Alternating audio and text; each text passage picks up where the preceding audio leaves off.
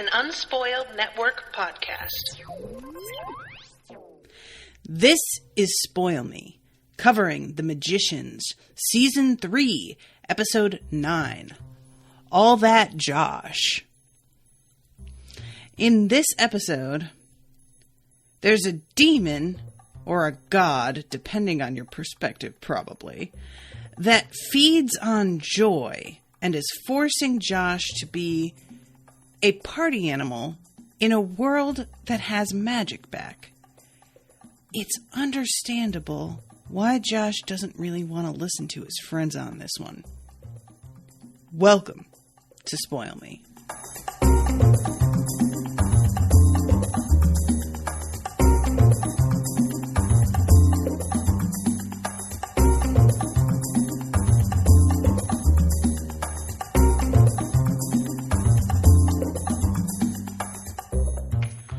Welcome to the show, everybody. I am Natasha. First of all, thank you very much to Ashley for commissioning this episode. What's up, Ashley?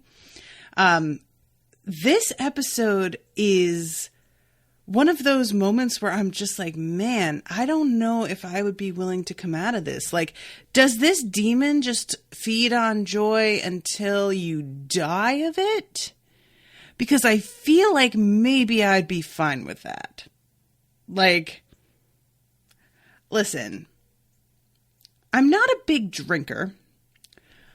I don't do drugs, except for my now CBD capsules, like an old lady. So when I say that I'm big into parties, I don't mean in the way that a lot of people mean when they're like, I party hard, man. I do not party hard.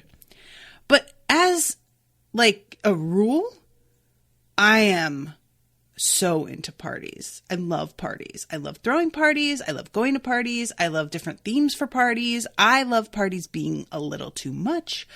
I also love clubbing. I also love the process of dressing up and getting ready to go clubbing.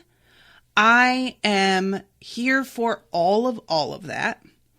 And this particular pocket dimension / hell is exactly my jam, and I would never want to leave. Not only is it an eternal party with other people who are just as into the party as you, which, y'all, that is hard as fuck to find. Can I just, like, mention how boring and no fun most people are? It's insane to me that people can go their lives living this way, that I see people living, where they just fail to embrace a wonderful time that's right in front of them, seemingly with no interest, no appreciation, nothing. So if you are at a place where everybody is excited, wanting to participate, that's like 80% of the party is perfect right there. And then you've got an endless supply of drinks, apparently an endless supply of drugs for those who do want them. Magic is back when it's not around anymore in your own world. And there is just like, you are the center of the party. Like, an announcement is made when you come down the stairs and enter the room. Fucking yes. Absolutely. Sign me up. Sign me up several times. Like, it's the best. I am not into musicals, as you all know. I was a little worried that this episode was just going to be like a straight up musical from beginning to end, a la Once More with Feeling. I'm going to, say something controversial here. I know Once More with Feeling is like a beloved episode of Buffy. I didn't love it. There it is. I am the thief of joy, apparently. But the thing is that it's hard for me, guys. It's hard for me with musicals. You all know this. When something deserves it, even if it is a musical, I will love it anyway. But it's usually not because of the music. It is in spite of the music, usually. I was relieved that this episode had musical numbers, but it was not, that wasn't the main event. they were like, for example, Katie's number becomes like a background thing that's just kind of going on while she's off doing her own thing. And the under pressure bit I found really funny because not everybody can sing. And it seems pretty clear to me that the actual actors did the singing for their parts. It wasn't like, they didn't use somebody else's voices. So I find it kind of fun when people are not trained singers and they are still willing to just put themselves out there and sing anyway. I just admire that because, like, I am just a person who is a perfectionist, and it's very hard for me to embrace things that I'm not super good at. So when other people manage to do it, I just am kind of admiring of that, And I know that sounds like a backhanded compliment, but I don't mean it that way. I genuinely, I think that is a really brave thing that leads to, important growth as a person that I likely miss out on. And is just, sometimes you can surprise yourself. And even if you didn't think you were that good at it, you do better than you thought. And nobody in this episode is a bad singer. They just aren't as strong, I mean, Katie's obviously seems like the best by far out of everybody, but not everybody is really given a huge shot. So who knows? And this isn't the first time that they've had the songs. There was the episode where Margot and Elliot sing some, I can't even remember. It was some sort of call to arms song. And Margot in that one doesn't have a great voice either. But, it was a fun moment. Let's see. Hugabug says, I was so worried you weren't going to like this one. I put their version of Under Pressure on all the time to listen to. Oh, that's fun. Hugabug says Les Mis. That's the one. Yeah. Les Mis is one that some of those songs from Les Mis are really beautiful. That's a musical that I can oftentimes get behind. That and West Side Story.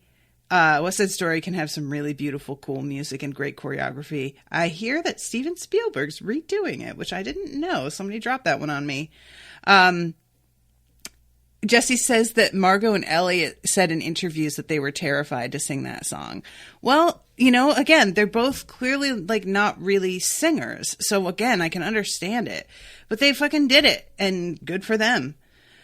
So yeah, the theory behind this episode is mostly, and this is obviously setting aside what's going on with Fen and Julia because they're on their own whole mission, and Margot and Elliot, but they're never really included when I talk about what's going on on Earth.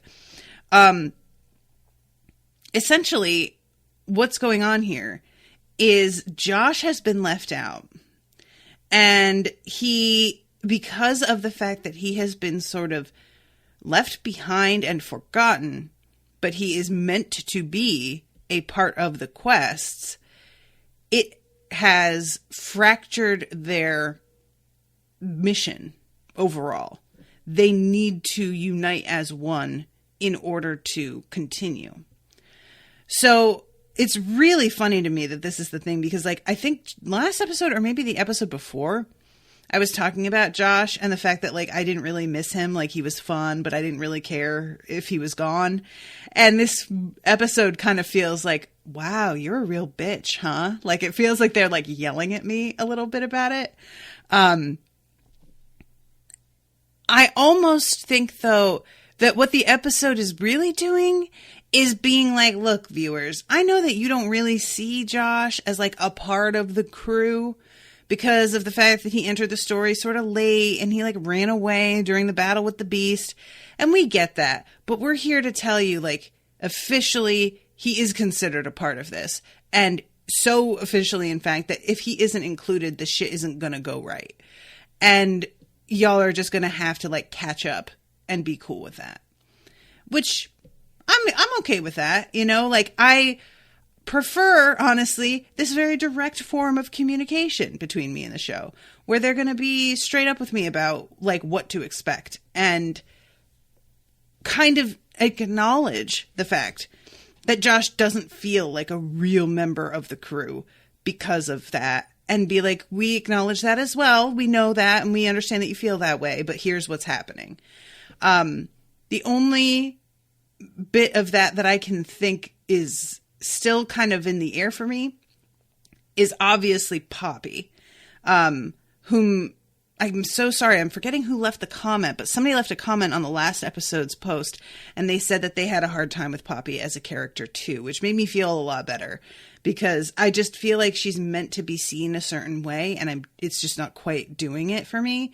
And who knows what will wind up like, what direction they will wind up going with her character, and they may wind up doing a Josh and that's what I'm going to call it from now on, by the way, on everything, is if there is a character that I thought was not going to be a main part of things and then suddenly is clearly a main character, I'm going to say that show's doing a Josh. But yeah, I liked that. I liked this like premise. I like the fact that there is so much temptation to stay, that magic is back, and everybody, even though they know that this can't possibly be real, they have to acknowledge how good it feels to be able to do magic again. And it's just it's a situation in which everything is like just off enough. I don't know how many of you noticed this, but even in the background of like the interior of the physical kid's house, there's a huge portrait on the wall that pretty much looks like Josh, but like with facial hair. There's like little things like that dropped in that I found really funny. All right, so I am going to jump into this episode. So Alice and Katie and Quentin are handing off the keys to one another in order to see whether or not Penny made it back. And obviously we wind up finding out that indeed not. Penny is not back. He got taken in by the library people. I still really want to know what the deal is with Sylvia and her motivation for doing that, and why she felt the need to keep him from going back. Because I still have faith in Sylvia. It's a weird thing because I don't have any real reason to feel that way. That, like, at least no more than the fact that Sylvia has been so deeply reasonable and logical in a lot of ways up until this point, that I feel like it can't just be her being petty.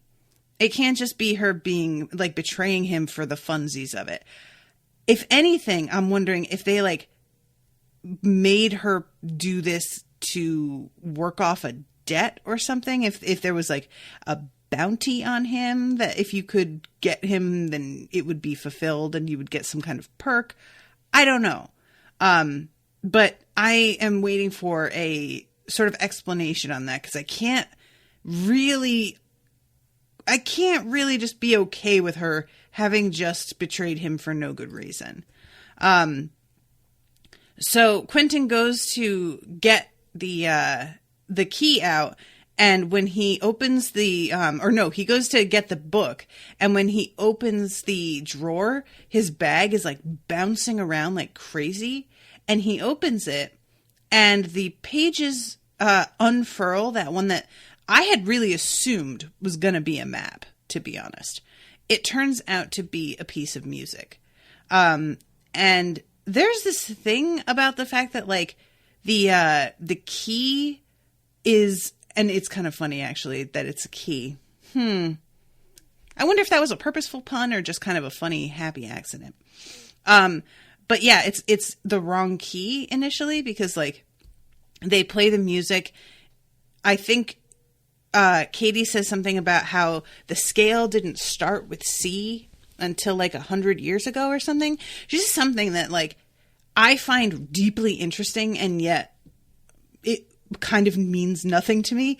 I have this thing with music where I have a love-hate relationship with it. I've talked about this on other shows about like how music has this effect on me sometimes. And this is, I think, part of why musicals can be frustrating for me. Music is a real force, right? When music is excellent, when it's really moving, there is no pushing back on that when it begins to sort of overtake you. If there is a song that comes on that means something to you, that is really like sort of it's played in a way that is unavoidable. For example, if you're in a car and the speakers are up and you are not in control and able to turn that down. If it's in a movie and the music is really front and center, like during a montage, something where you are not able to separate it out from what you're experiencing and push it to the side, music can force emotion on you. And that is its intention, right? That's the point of music a lot of the time, is to make you feel a thing. I get real indignant and resentful of the fact that it can do that at times I'm not ready for it. So I will be out taking a walk with my headphones on, with a station playing at random, and a song will come on that will cause me to collapse into tears on the street. Because that is how I react to music sometimes. And I don't like that, y'all. I hate it. If I want to collapse into tears, I'll do that in my bedroom, thank you very much. I will wait and play the song for the time when I am prepared. But you don't have that control all the time. Or you're at a restaurant and something comes on and it's like a favorite song that you and a family member who has recently died used to sing together or play together all the time. Like, good luck. It upsets me. Okay? So that's one thing. Second thing is, in school, I sang a lot. I sang with the choir. I was in musicals. I went to school for musical theater for a little while in college. I cannot read music. It kills me that I can't read music. And I can't tell y'all how impossible at that time in my life it was to find somebody who was willing to teach me to read music.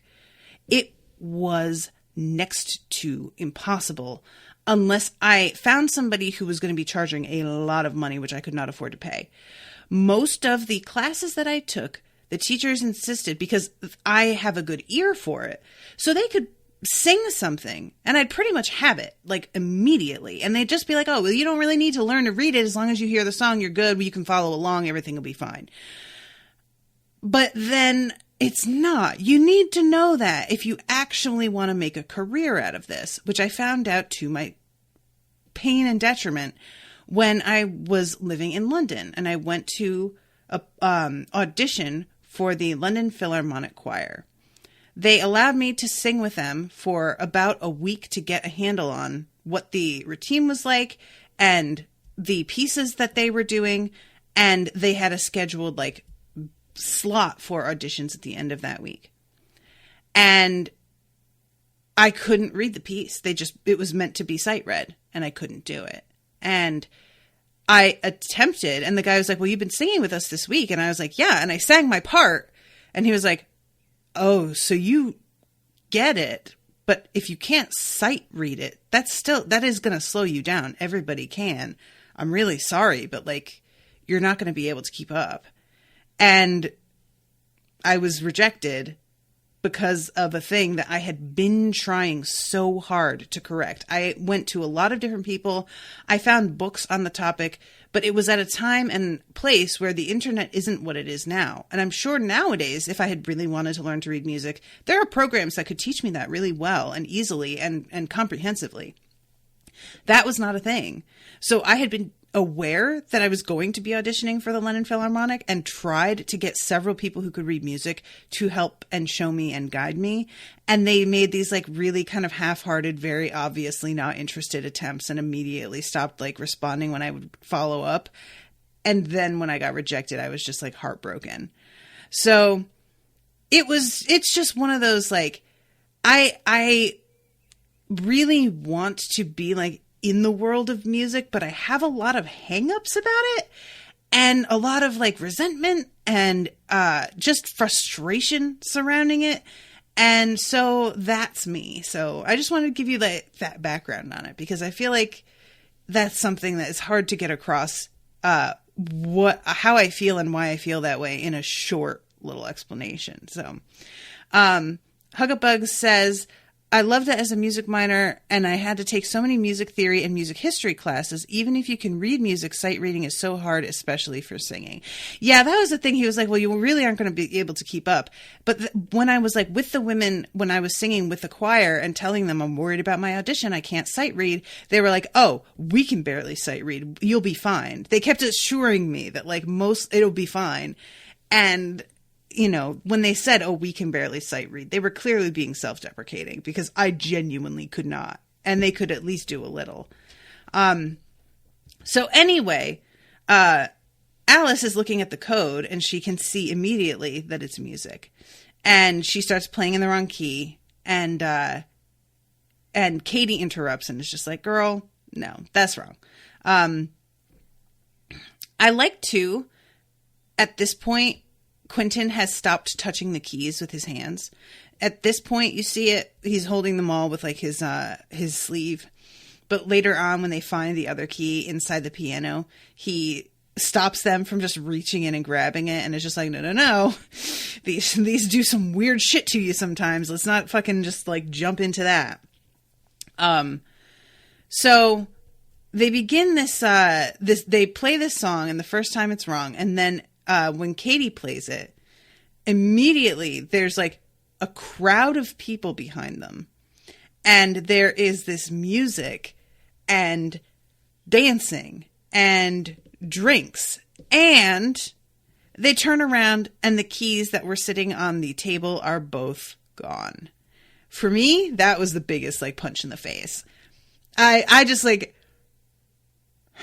unfair, rude, hateful, just the despair I felt. Two gone. And like, we know that they're okay because they're in a different world. Like, but no. I just did not like that. I was so distracted and they immediately get sucked into the fact that magic is back. And I was just like, no, I don't care. It's obviously not back. And the keys are gone. Guys, focus. But, there's only so much that they can do. So they kind of like focus on what is something they can act on here. This is when we see Todd jumping up and announcing to everybody that Josh is about to come down the stairs. There is another portrait. You know, the girl with the pearl earring? Is it the girl with the pearl earring? Because she has like a turban on her head. It might be another one.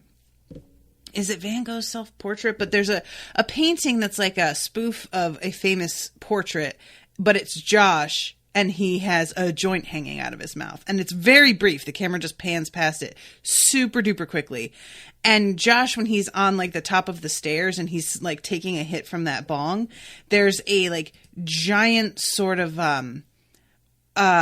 Warhol-esque sort of portrait behind him. It's almost like a comic book panel or something, you know? There's just portraits of him all over the place. It is a really fun detail.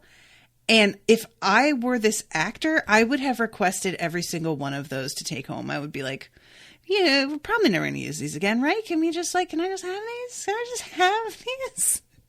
Just have a room in my house that's solely portraits of myself. How hilarious would that be? Oh my God. So yeah.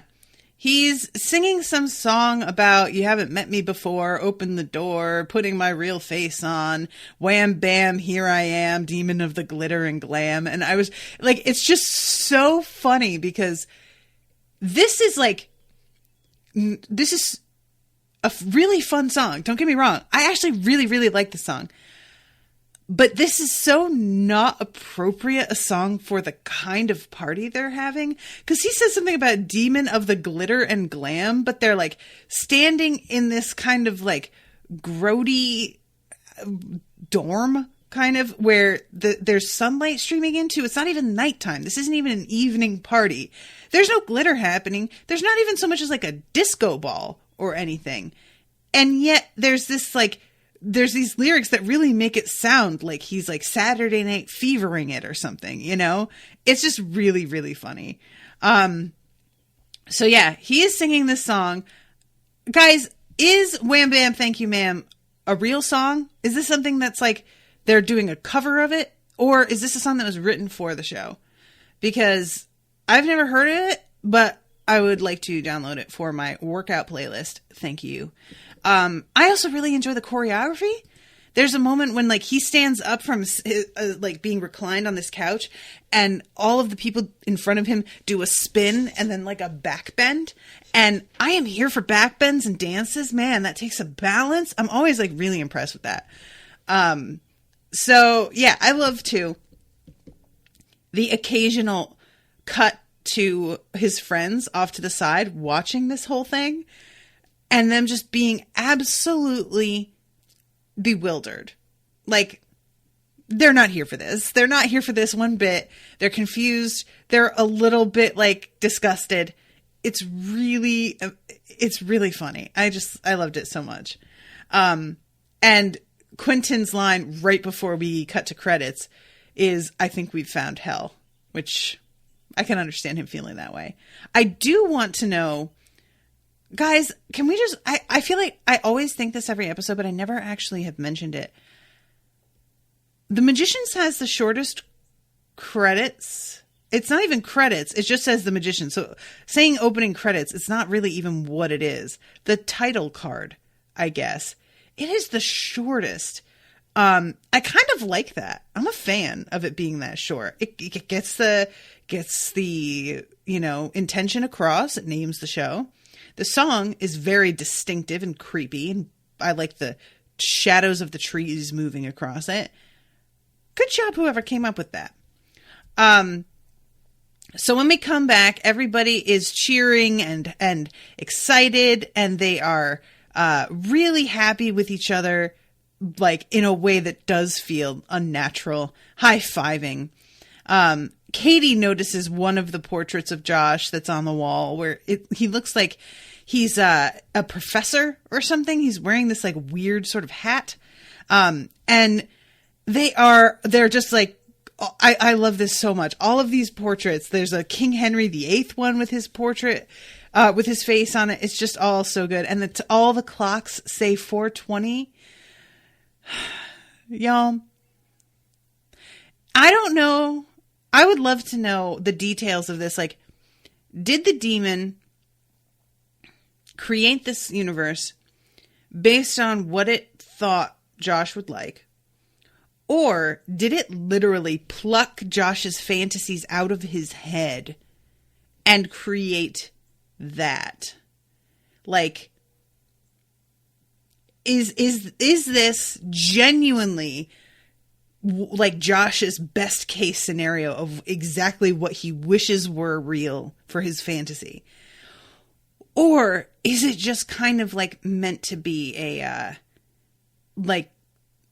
I kind of do a similar thing for everybody who I feed off of, and I create a different version of the space that they live in and make it seem as believable as possible. Do you get what I'm saying? So for like, if you were doing something like that for me at my house, that is going to be believable. Like the party at my house will be something that my brain won't work overtime to try and like make sense of.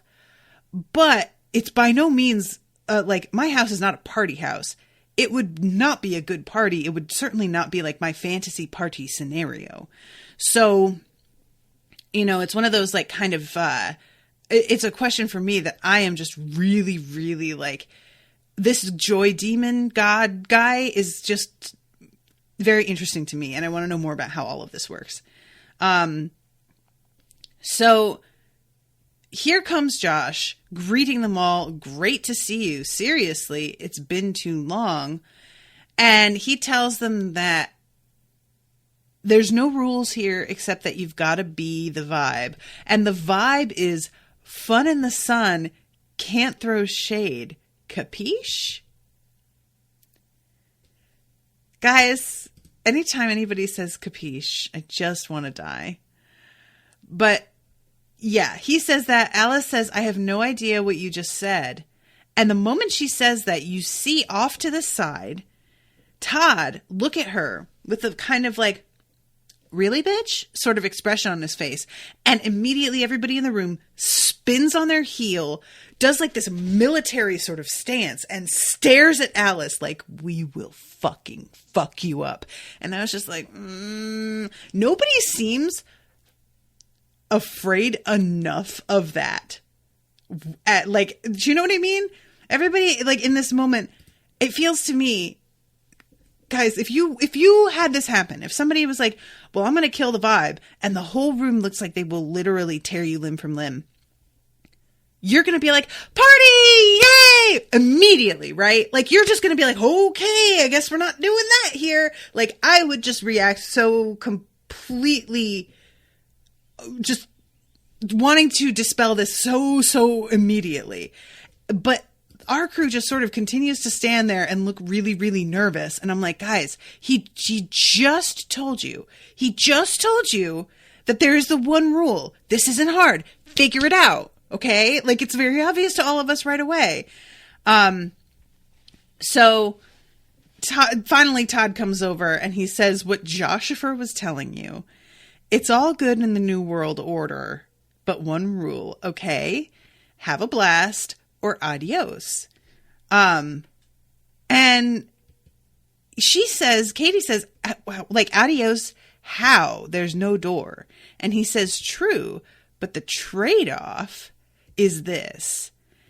And he, like, closes his hand, and when he opens it, there's just a joint between every single one of his fingers. And he hands them out. He never really says, like, I'm assuming they do get torn limb from limb. I'm assuming that's exactly what winds up happening if you do not party the way you are meant to. But at this point, it is made clear what the illusion is that has been given to Josh, is that, oh, we're celebrating because, and he, like, does the little thing, and each of the joints lights. And he says, because magic is back. And you can just see this moment with all of them just being like, I know that this isn't real. Like, you can tell that they know that, but they want to believe it so bad.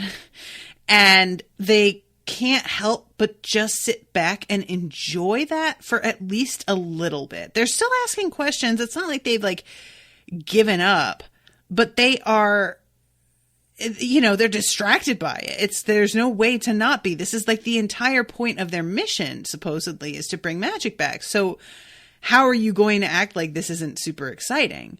And all of them test it out, see if they can manipulate the smoke, and it works. Like, this is obviously, magic is back somehow where they are.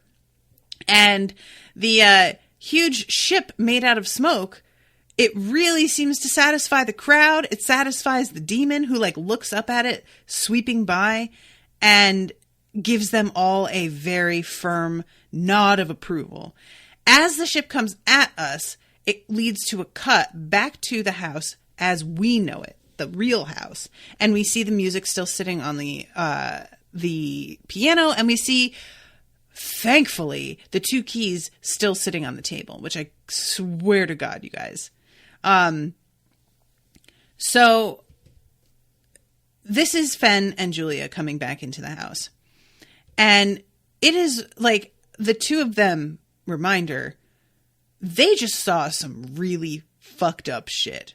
They just saw this poor fairy with her leg cut off. And, well, Fen did. She says that Bonesaw, the smith who forged it, must have been a monster. Which, I really want to know what exactly she means by that. Does she mean like a literal monster or just like a terrible person?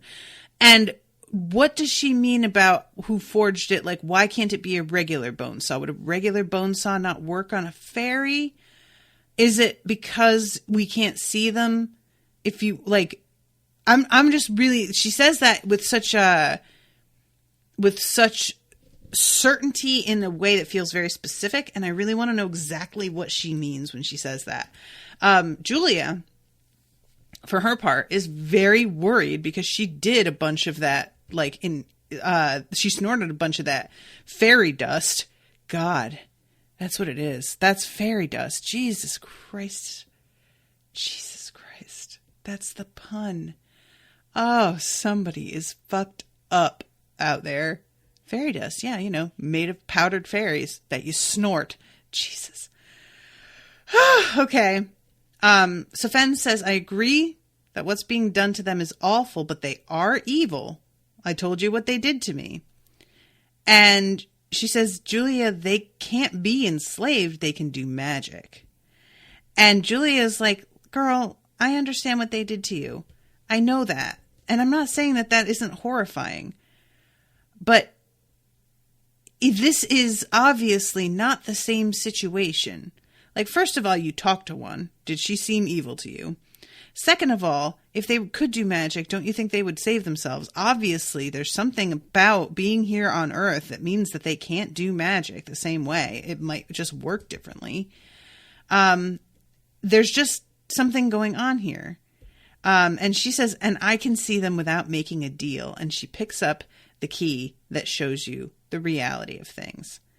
And I really want to know again, there's Katie, when she picks it up, there's like a sickness to it for her. Like she has a sort of, and Julia had said the same thing at one point, that like, she didn't like the feeling she had when she held it. So I am super curious if we will ever find out the reason behind their reaction to the keys. Well, all right. I was going to say, we're going to come back to this because I wanted to like, just kind of go over their story all in one shot. Maybe I will just do that. Excuse me. They wind up going, to this woman's house. What is her name again, guys? I'm so sorry. I keep forgetting her name. I keep wanting to say like Catherine. But they want to sneak in Irene. Thank you, Michael. Oh, Huggabug says, because in Fillory, I think stuff is commissioned, so it would be requested, like going to a blacksmith, not just mass marketed. So they requested a tool for the purpose of cutting up fairies, maybe. Like, I didn't even really think about the tool just being from Fillory as well. But, yeah, I guess it probably would have to be like a regular one. Wouldn't, I don't know. Yeah, but that makes sense. So Irene is going to be out of the house, and they go and sneak back in to try and find Fairy Lady and talk with her about what's going on. And Julia sees her stumbling around with her fucking wooden leg, trying to like pick books up off the floor and tidy the house as she is meant to. And it is really pathetic and sad to see. Like, it's awful. Julia convinces her that fairies have magic and that she thinks if she can teach Sky, if she has some time with her, she will be able to prove that. And this will lead to Sky accepting that she has been lied to and maybe revolt against these people, or at least find a reason to escape and trust them. Now, here's this thing that I find really like, it could be a double-edged sword. Do I think that they should save this fairy? Obviously, yes. Do I think that they should unite this fairy with their family, their fairy family back in Fillory? Yes, clearly. I don't think that this is something that they should just like avoid because the other fairies are bad. This is clearly terrible and isolating and awful for this poor Sky fairy, and that she isn't the only one, right? But I am very concerned that Sky is going to go back to Fillory and tell the queen, oh yeah, they were cutting limbs off, told us there were none of you left, and took away our magic. And the fairy is just going to come to Earth and like rain holy hell on everyone. Now, I say that assuming the queen does not know about this. I don't know that, though. The queen may be aware. For all I know, the queen may be fucking supplying the fucking humans with fairies. Like, there's a fucking fairy farm being planted, you know, like, I don't know how this works. And when Elliot and Margot try and talk to her about her trying to undermine their rulership, she scoffs and sort of seems to think that they are both a couple of dopes for not being far-sighted enough. And part of me wonders if that doesn't have something to do with this. Like, I wouldn't be surprised if the Queen is aware and is either involved or taking steps to try and put a stop to it, one way or the other. I don't know which way she'd fall. I have a hard time thinking that she would put her own people in danger and like allow them to be cut up this way, because the way that she talks to Margot about being a queen and people listening to you, even if your orders don't make any sense, etc. It feels to me like for her, respect is like paramount. And I don't see her doing something like this and expecting to continue to maintain respect with her people. Of course, she could be doing it secretly. You know, I don't know. But I just, you know, as soon as we got into this part where Julia's like, I can teach you to do magic and prove that you have magic and that you've been lied to, there was a big alarm clock. There's a big alarm bell going off in my head that was like, ooh, I really think that's the only moral course of action here, but I don't like the consequences that could potentially come of this. So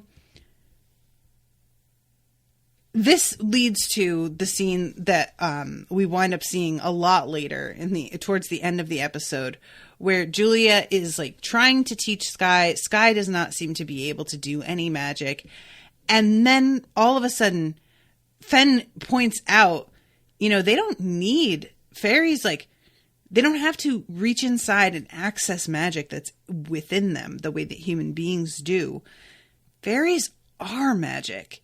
It's just like breathing for them, you know? This works. Sky somehow is able to just like grab hold of it all of a sudden. And she begins to bleed. And the collar around her neck begins to vibrate violently as blood pours out of her eye sockets, out of her nostrils. And as this is happening to her, Julia's eyes glow really brightly. And it's like a kind of a golden glow, but it's not that yellow that what's-his-face had that was like really sort of sickly. It feels a lot warmer and purer. And you can see Fen looking at her like, what the fuck? Like, Julia can even sense that it happened. This was not something that she was unaware of. And as this light shines out of her eyes, she says the necklace and realizes what has happened. And all of a sudden the camera pans over and I'm realizing that like time has stopped. Sky is just standing there with her hand still outstretched as if she like is frozen in place. The blood has stopped moving on her face. And Fen is like, you didn't use your hands for that magic. How does that work? And Julia says, I think I'm leveling up. So in the end, because I was like really concerned, I thought maybe Sky was going to be like the first sacrifice to them figuring out precisely what's going on here. It turns out that Sky winds up being okay. And I was honestly really like genuinely worried about this. You know, I really liked the fact that Sky isn't just like a casualty in them putting the pieces together of what exactly is happening here. So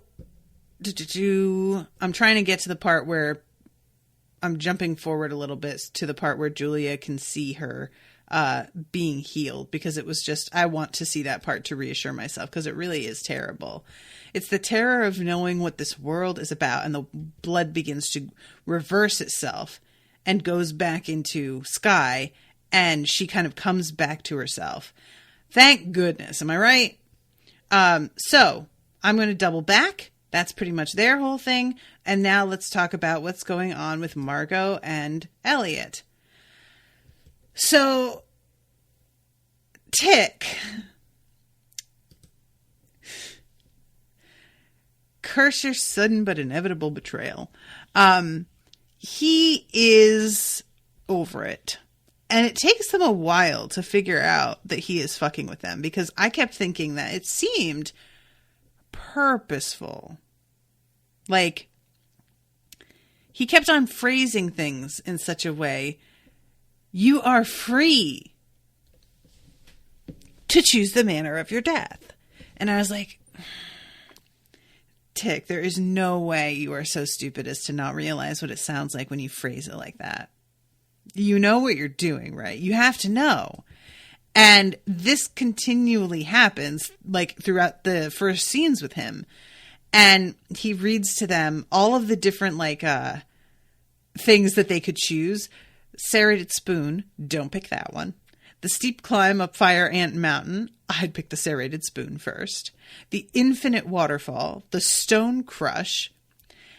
And, guys, at this point, Margot says infinite waterfall and stops him. And she's like, oh, it's infinite. Like, it takes the longest. So I think that we should do that one because it gives us the most time. Honestly, guys, does anybody else think that Margot was acting like a real fucking dumbass, stupid idiot here? Because I do. You lunatic. He has a whole list. Why would you just pick something after hearing only 3 of them? And why would you pick the infinite thing, which really makes it sound to me like just endless torture that goes on and on? And why would you why would you just not let him read them all? Girl, what are you doing? Girl. Come on. I mean, it winds up being to their advantage that they pick this because it gives everything time to be solved. But I really was side-eyeing the hell out of her and Elliot, because Elliot seems to pick up what she's putting down right away. And I just... They really keep thinking, oh, well, that'll buy us enough time to, like, figure out how to escape. And I'm like, oh, y'all... there is no reason why escaping that will necessarily be any easier than escaping anything else. But okay. And they give, like, Flea this sort of nod as if he is in on this with them. But then he says, you will plummet through freezing waters against walls of razor rock so you bleed out or drown, or if you're lucky, just starve to death. So, yes, you dodo birds. So our crew needs to start to investigate what the fuck is going on with this party and why things could possibly be as idyllic as they appear to be. But in order to do that, they need to distract this party. They need to distract Todd, especially, obviously, because he's somehow like the ringleader here. And Alice has particularly noticed that locator spells are not working. So it appears that magic is back with certain things, like we see Quentin filling up a wine glass or a brandy glass or whatever it is. But there are other spells that don't work the way they're supposed to. And yeah, the spell that Katie tries to do that's like, that's battle magic doesn't work. As Alice and Quentin put it, the only spells that work are party tricks. So this is when Katie comes up with the idea of performing. And it's pretty, like, guys, Katie loses her temper here. And she very nearly draws the ire of the entire party down on her until Alice begins to sing Happy Birthday. I guess? Happy birthday? Come on. I do not buy that this joy demon calls off his minions just because somebody is singing happy birthday. And like they come to a full stop when she starts singing. Like it's a weird, no, sir. But that is indeed what happens. So I guess. So Katie, she winds up deciding that she is going to. She decides that she's going to perform this song. Again, another song I'm not sure if it is like a cover of a thing or a song that was like written for the episode. But yeah, she has this like gown on and it sort of turns into this like burlesque number. It's really fun, honestly. I really enjoy as like throughout this, they keep cutting to the portraits of Josh. And I like that there's a moment where Josh is shaking a martini or some cocktail in a shaker and staring lovingly at one of the paintings of himself. It is just so funny. So Katie does this performance where she's in this gown and these gloves and whatnot, completely distracting what turns out to be this god demon. She had mentioned earlier that she, like, her and music go, quote, way back because she grew up with her mom performing on stage. I really got the impression that she was just talking about straight up stripping. Burlesque, you don't get naked, right? Burlesque is, like, supposed to be, like, a sort of tantalizing, teasing sort of thing. But it's a very different, like, vibe and venue and audience than stripping. So when she says this, I was like, oh, does she mean burlesque? Like that? They're very similar in their overall, like, like what you're functionally doing is dancing and taking your clothes off. But one of them just has a lot more like thought put into the theme and costume and everything. And the other one is meant to just basically be like simulated sex in a lot of ways. Not to say that stripping doesn't take a ton of skill, because it do. So she is doing this, distracting all of them, and goes behind a sort of, what's the word? Also the demon tells her that he wants her to sing in the key of E, and she gets really irritated about the fact that he likes it in E better, and she's just so she's so annoyed. So she winds up like going behind this huge projector screen basically, and doing her like striptease behind there and continuing to sing. And what she manages to do is create an illusion of this while she herself goes upstairs and rejoins up with her friends. And they have tied Josh to a chair, and they are trying to get him to believe that that this is not his actual world, that this is not real. And this is when Josh tells them all that he has been texting them and calling them all the fucking time, and they just straight up never responded. The one person who ever responded was Julia. That's the only one.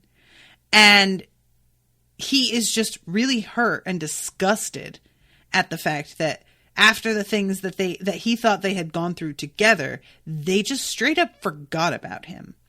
And at one point, Quentin brings up that he abandoned them in Fillory when they were up against the Beast. And he rightfully says, no, not the same thing. That was cowardice. This is indifference. And I liked that because it is a completely different thing. One of them was a dude in over his head after having been left in the Netherlands away from home for literally years, being worried that he is about to face off against a supernatural being of, indeterminate power, deciding, I have gotten home. I have found a way home. I am fucking taking it. I'm not mad at him for that at all. Not even really a little bit. I think he was smart and that he probably would be dead now if he had not done that. And I don't see him being any particular help to the crew in Fillory if he stayed. There was nothing I felt that he really brought to the table that was going to be the clincher in that situation. It's fine. So yeah, he says we don't really know each other and now we don't need to. Quest is over. Magic is back. And they're like, all right, fine. Well, if magic's back, then just get yourself out of those ropes. So he does some hand movements and lo and behold, it does not work. And this is when Alice just is like, dude, I get it. I really get it. But the longer you stay here, I have a feeling the less you're going to want to leave. And you have to realize that this doesn't make any sense. So, when he finally, they finally wind up letting him, untying him, he says something about, I'm trying to find, no matter how hard I hit the pharmaceuticals, I couldn't shake the fact that I was ditched hard by you guys, which wasn't exactly unfamiliar. He's talking about the way that he just sort of sank into a bit of a depression because of the fact that he was abandoned, I called and called and called. So, and I really love how they keep cutting him off and being like, yeah, dude, we get it. So this started at Bacchus's. He went back to that same apartment to continue to party there. And this is an interesting, I like the idea that this demon would be hanging around there somewhere. And he says, my brother got us tickets to that David Bowie concert. Turned out to be the last one Bowie did in the U.S. And Katie says, I saw it. And he says, it was amazing, wasn't it? And you think that he says this because he went. And he says, that's what I heard from my brother who ditched me to take Ann Posner. And even after they got back and told me how great it was and that Bowie went into the middle of the crowd to do Under Pressure, I didn't feel as bad as I should have because I was just like, this is what happens. This is what's always going to happen. So he has abandonment issues. Honestly, there's something really heartbreaking about this story. Honestly, it really is super sad to me. At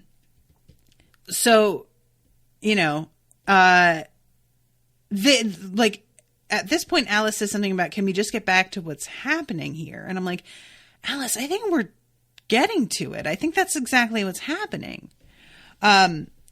So we see him sitting on the stairs and Todd coming and sitting next to him and kind of trying to be cheering him up in this way that's really overt and friendly. Can I let you in on a little secret? And he whispers something into Josh's ear and Josh says, get the fuck out. And he says, who else knows? 3, how? And Todd opens this door that's by the way, a door in the hallway of the apartment complex or whatever it is that Bacchus is in that somehow leads right into the physical kid's house. It should not. And Josh kind of knows that, but he's taking for granted that that magic is back because apparently that's what Todd whispered to him, I think. And then we see Todd hold up the key and they're all just like, what record scratch? Excuse me? So they wind up figuring out that they can find the key in the piano. There's this whole thing with the key of E again. And then once they pull it out of there, again, I'm so thankful to Quentin for being like, no fingers, don't touch the thing. This is when they begin to realize that the whole thing is about unity, that they were brought here to get the person that they had sort of left behind. And that this is meant to be a piece of the puzzle of all of them working together. So finally, they decide to actually touch the key, right? and they can all hear one another talking to each other. And it's all in their heads, but they have this connection now. They can even hear Penny, who's in the underworld library. And this is when they have to do a song all together. This is a really fun thing because there is something so much weirder about all of them participating in this song from where they are, that it's not actually like a group number on a stage. They are all in separate places, and they all are thankfully in a place that they can participate without it like looking like they're crazy. But if one of them was just sitting on SEPTA or something and burst out into song, it would be really funny. So they begin to participate in this song, and meanwhile, poor Josh is downstairs getting beat up because he's finally realized that he's in like a not real scenario and is resentful of it. And Margot and Elliot are on a ship that is about to go over the falls. And it turns out that the ship remembers what Margot did and is like helping them out, because it makes it seem initially that it is going to side with Tick, but not so. While Julia is singing, meanwhile, her eyes begin to glow again. I don't remember if I like mentioned that. But yeah, all of these things, like their unity here winds up working out.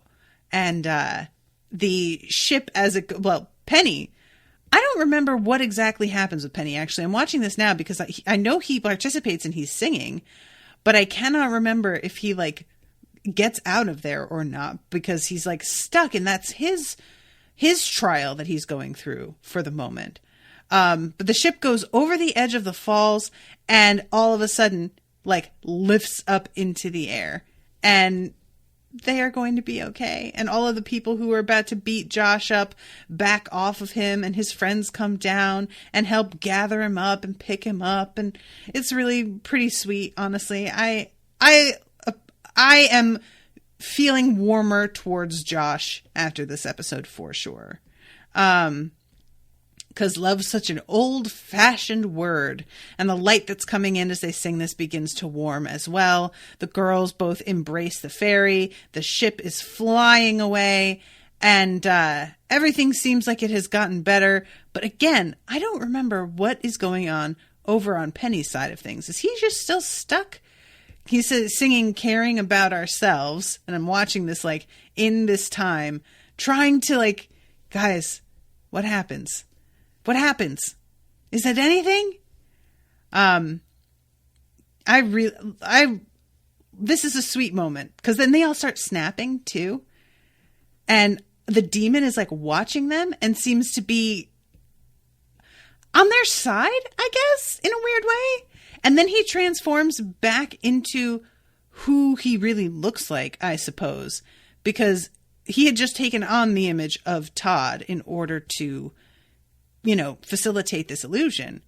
And he says, well, he said you'd ace it. The only one I'd do this for, to be honest, it was kind of a pain, nothing personal, Josh, but after a couple of weeks, I started having doubts whether your friends would come. And the guy saying this has very, very yellow eyes. It's real creepy. But otherwise, he just looks like an ordinary dude. And Katie is talking and she says, Penny, can you hear me? And they can't hear each other anymore because apparently they managed to, solve this particular problem. So that's not the function of it anymore. And he takes off and doesn't tell them, this demon, exactly like who he did this for or what was happening here, and ushers them all out of the house, closes the door, and then they walk through the door of their own actual house, and it is nighttime now. So yeah, I don't know what's going on. What's going on with Penny, guys? Did I miss something? And they panic at first thinking that the truth key is gone because somebody like stole it, but we know that Julia and Fen have it. And she is clutching her stomach as she puts it down. Again, there's something going on with her. Guys, what happens to Penny? What's going on?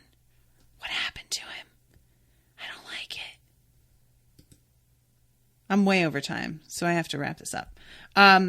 Nothing really happens with Penny. Katie is just happy she gets to hear from him. Okay. I want to know. So then the book closes, and it's weird. Quentin is very, like, territorial about it. Alice picks it up, and she's, like, about to sort of walk away with it, and Quentin gets up in her face about it, and sort of, it's a weird moment. I don't know what that was particularly about, why he's, like, worried about her having it, but I feel it was just a weird, like, have they had a great relationship? No. Did she, like, kind of lose it and try and kill Julia? Maybe. But still, does he know that? Was he there for that? I don't know. Ashley says he doesn't trust the library. That's true. I forgot that he saw her there and thinks that she's, like, working with them somehow. But Unity, Quentin.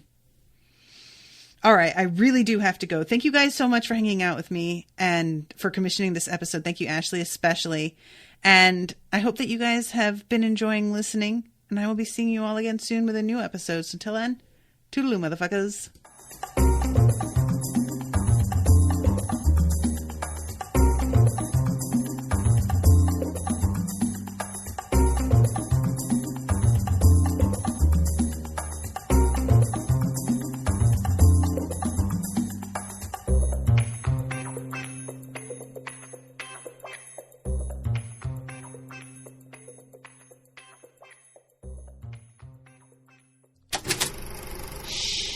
That was an Unspoiled Network podcast.